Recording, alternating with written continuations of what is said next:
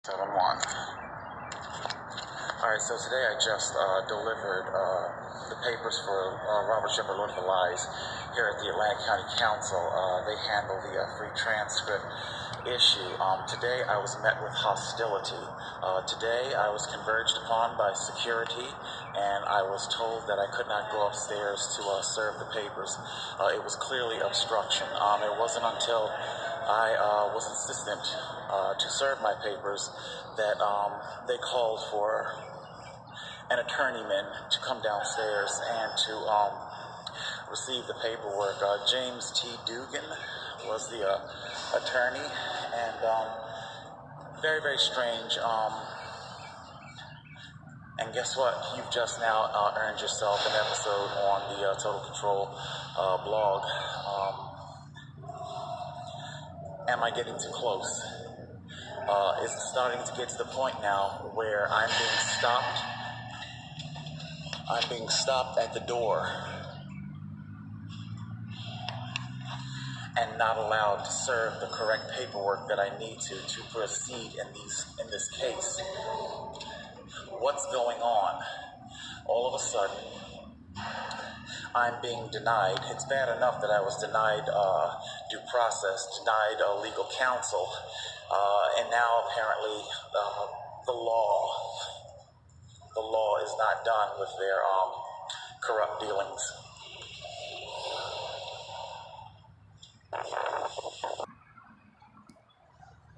Hey all, what up? Total Control 871. Chiming in with a quick update, and I got a text message a few minutes ago from my social worker. He says that he hasn't been contacted by the person that we had met with down at the county building in regards to securing security deposit money. I understand I'm not their only clientele. I understand they've got a caseload. But when we last spoke, once, she made it very clear, as soon as we have your paperwork together, just simply, we'll set you up for your next appointment here so that I could at least file my paperwork. While I understand the city council's office and the housing department there at the county building, from what I can best understand, those are two totally different departments, okay? Nevertheless, we are talking about funding coming from the county building, or the county itself. We saw that I was able to, because we're talking now about the lane control saga and the court cases there. As I was appealing these cases, I was granted indigency and was given the free transcripts. It wasn't until the county building became involved, the city council's office became involved, that all of a sudden things were stonewalled. I was stopped in my appeals process where I couldn't afford to go forward anymore. What is going on here? That particular day, I had first went to the prosecutor's office at Superior Court, the Superior Court building. The normal woman that works the door was not there. There were plainclothes detectives working there doing intake, or so they claimed anyway. Detective Myers was the person there, and it was long story short, I was deliberately stalled for reasons unknown. I was deliberately stalled. Without going too far off into a conspiracy theory, stalled for the purposes of what? Were phone calls made Dunbar's here. He's coming your way next, most likely. I'm not just simply reaching for that out of the clear blue. As you saw there, that light pole was where I had the black rider locked up. When I locked up the bike, and as I opened the door and began walking down the corridor, fairly long corridor, couple 100 feet, as soon as I stepped across the door's threshold, the armed security officer started making a beeline into the lobby of the city council's office. Clearly, forewarning went out ahead. And I can only deduce that this came from the prosecutor's office. Detective Myers and his cohorts. Why? Why? It was a simple clerical duty. I had been there, well, I don't think it was the day before, but I had been there not that long ago to serve paperwork. All went well. But of course, nobody knew that I was coming. I don't think I had, I don't know, maybe I did pay the prosecutor's office a visit or not, but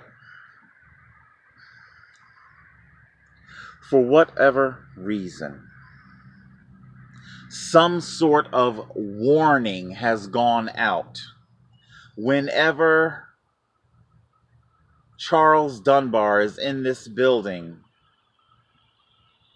You know, like I say, I don't want to fill in the blank. I'm trying very hard to not go off into a conspiracy. Something's going on here. Something is going on. Okay? Something's going on. So there I was after having my Fifth Amendment rights violated, not allowed to have due process, judges partaking in that conspiracy, not allowing me to read the charges aloud in court, things that are wholly unprecedented, things that you've never heard of before in your entire life.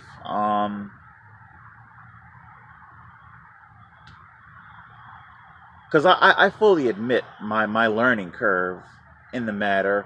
I remember in my earlier cases with Judge Switzer, having to be stopped a number of times from starting to testify in the middle of cross-examining. So I can differentiate between my learning curve and being denied my Fifth Amendment rights. If anything, what's so ironic, in the Judge Rosenberger and Judge Verno cases, they probably would have allowed me to stand there and wax poetic and pontificate as much as you wanted. But Judge Rosenberger was hell-bent on denying, he wouldn't even allow me to read. Anything that resembled the law and the language of the law, he immediately quashed. Immediately. I'm telling you that to give you a little quick backstory as to what might be going on down at the county building regarding my security deposit money.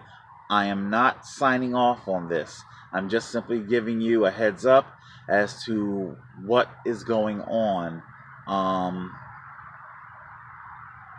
What's going on?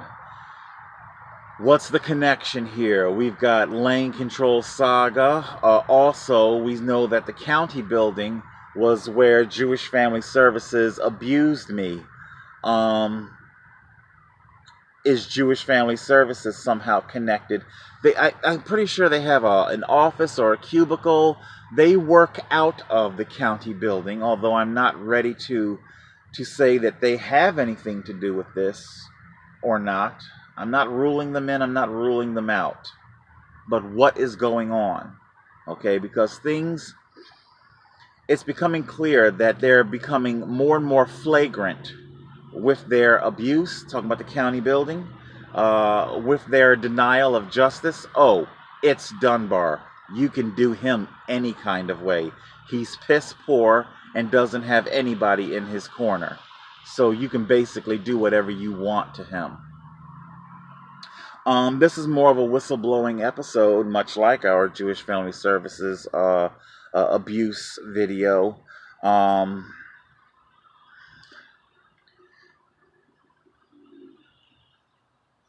There's so much more I could tell you. As bad of a violation of justice as this may be, even this is not at the top of my priority list, if that's what I want to say. There is still very much indeed the matter of the ransom and abduction note. Ransom and abduction. You know, it's why I honestly, it's not like my hopes were terribly built up, you know. I wanted to move into the new place more so for my fellow homeless. So often we hear these people don't want to be helped. We hear that a lot. You can't help these people. Don't give them housing first. Just create a bunch of services that create a bunch of jobs for people like Jewish Family Services, and many other agencies where we see a lot of middle class people directly profit and live very stable middle class lives, all off of the poverty of the homeless. And it was my hope that I would at least be able to move in, show you the place, so that it can be recorded for posterity's sake that yes, we homeless do want help. We are ready for housing first. But of course, the tyranny is going to be there to steal that away from me, to take that away from me, and cause me to lose my life.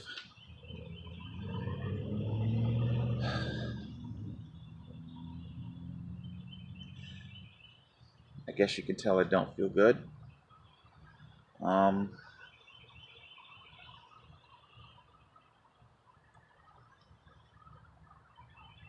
More weight on top. I guess I'll have to leave it here because I don't have the wherewithal to start a new fight. It's only a matter of days before the abduction comes and I am forced to end my life.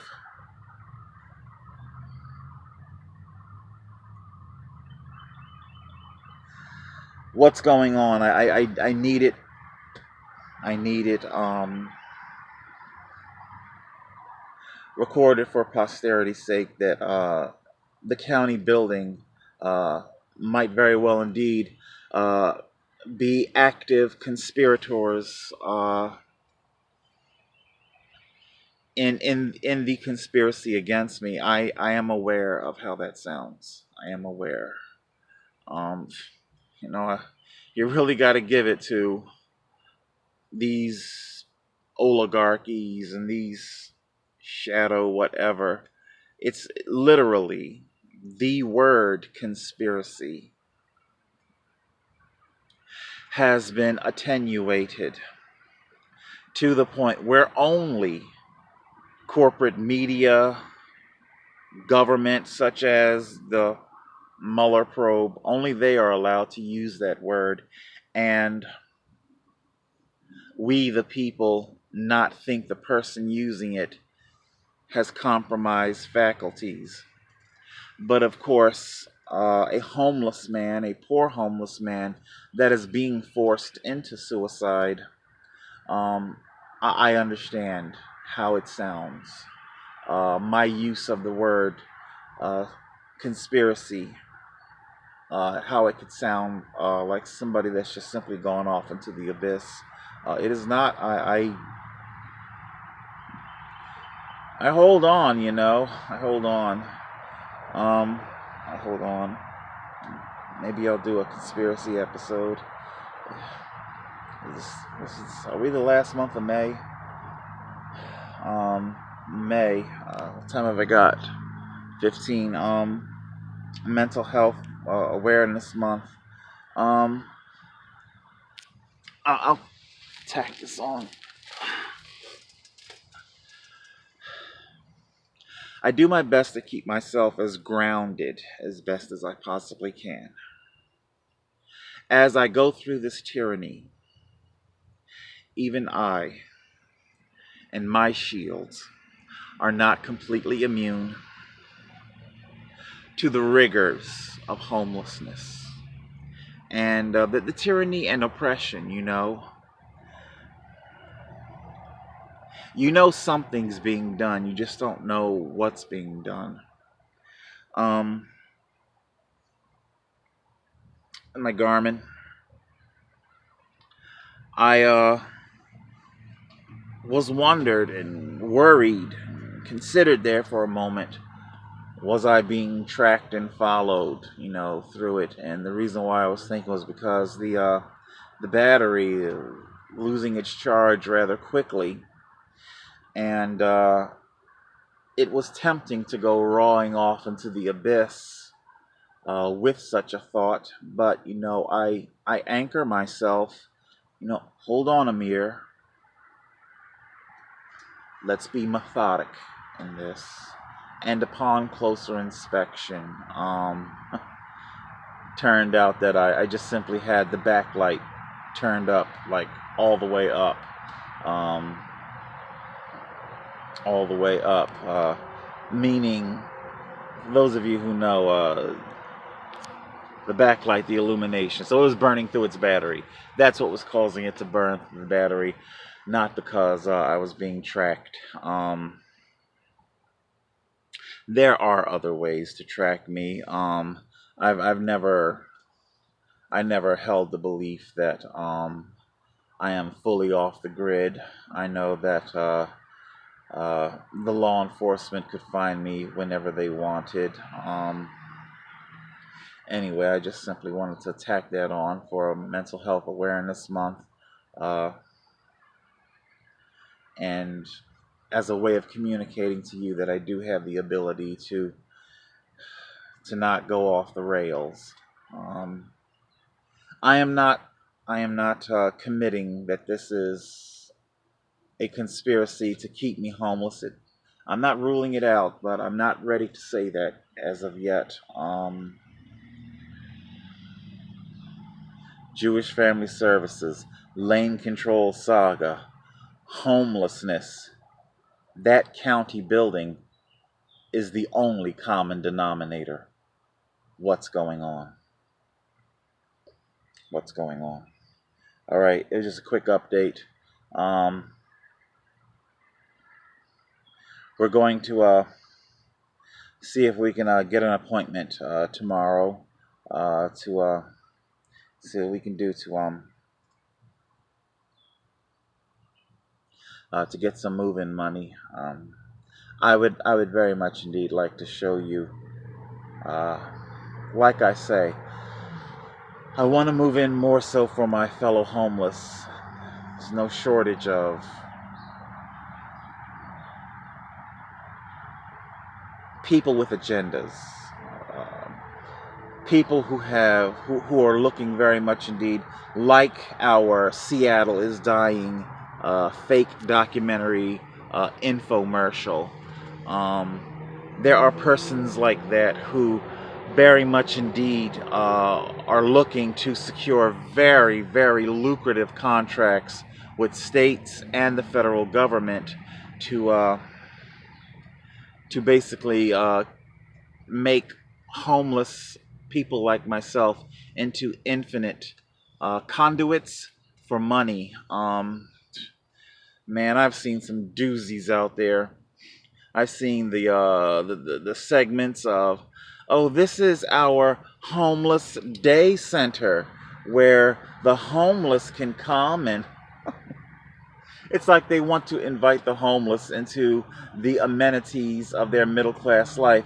Oh, here's painting and stress relief room and the yoga room. Oh, and here's the music and art room where you can go, and they will bill the state and federal government fantastic amounts of money. Oh, we've got a clinic too. Yeah, they would the way they would bill the government, you would think that they were out there giving health care when in fact all they're doing is nothing more than shit that comes out of a fucking first aid kit. The most basic and most minimal.